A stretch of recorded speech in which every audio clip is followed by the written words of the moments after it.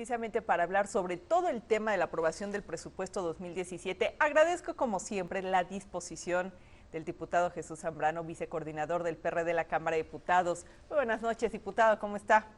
Muy buenas noches, Vianey, con el gusto de saludarte y a tus órdenes. Oiga, le tengo muchas dudas. A ver, ahí le va.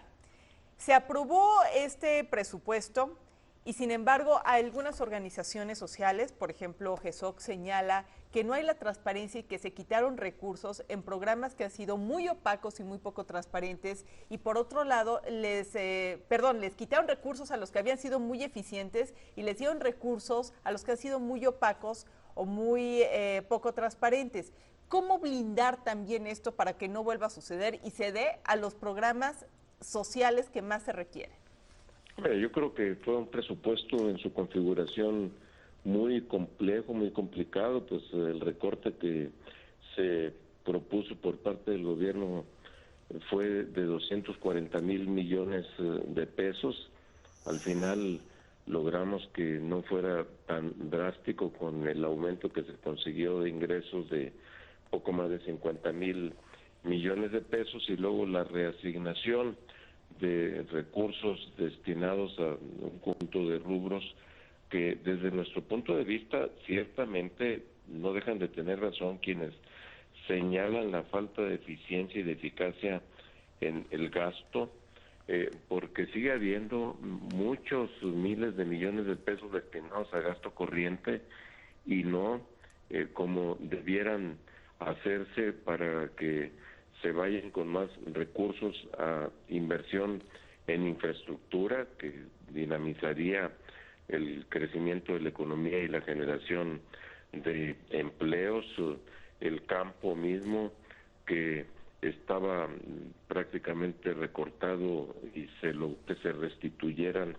recursos por poco más de 8,000 millones de pesos para que hubiera la posibilidad de que los gobiernos de los estados también participaran en los llamados programas concurrentes que se efectúan sobre la base de que hay participaciones federales en programas específicos, en atención a las demandas de grupos sociales, de sectores de la sociedad como mujeres en situación de marginalidad en el campo. Por ejemplo, efectivamente. Etcétera, ¿no? Sí. El seguro de vida para las jefas de familia es uno de los que todos más... este conjunto de temas que abarca los sectores más vulnerables, más desprotegidos, desde nuestro punto de vista habrían y siguen requiriendo más recursos para una mejor atención. En eso, obviamente, que tienen razón quienes critican eso y nosotros lo señalamos. Por eso el PRD tuvo con mucha responsabilidad y especialmente después de lo que pasó el martes en las elecciones de los Estados Unidos y las repercusiones que sigue teniendo en la economía de nuestro país, con particularmente la paridad del peso frente al dólar, contribuimos con mucha responsabilidad, decía, a votar en lo general a favor, pero hicimos por lo menos 80 reservas, Vianey, para en lo particular señalar, por ejemplo, este tipo de cosas, recursos para la atención a la niñez, recursos para la prevención de la delincuencia, para evitar la discriminación, mayores recursos para la educación, para, como decía, infraestructura, para la propia Ciudad de México. Es decir... Pero no se modificó al final del día, diputado. Al final del día fue tal cual se aprobó en la comisión. Uno se pregunta, después de 9 horas de debate, que quede igualito, es como, ¿para qué se pierde el tiempo si ya está más que pactado, lamentablemente? A ver, pero primero hay que decir que una cosa fue el proyecto que llegó por parte del gobierno de la República, sí, que se entregó pues prácticamente desde el 8 de septiembre y que después de que se aprobó la ley de ingresos el 15 de octubre se le empezó a meter la mano a esto para ver cómo íbamos a manejar la asignación y reasignación de recursos, que esto es lo que se procesa en el seno de la comisión.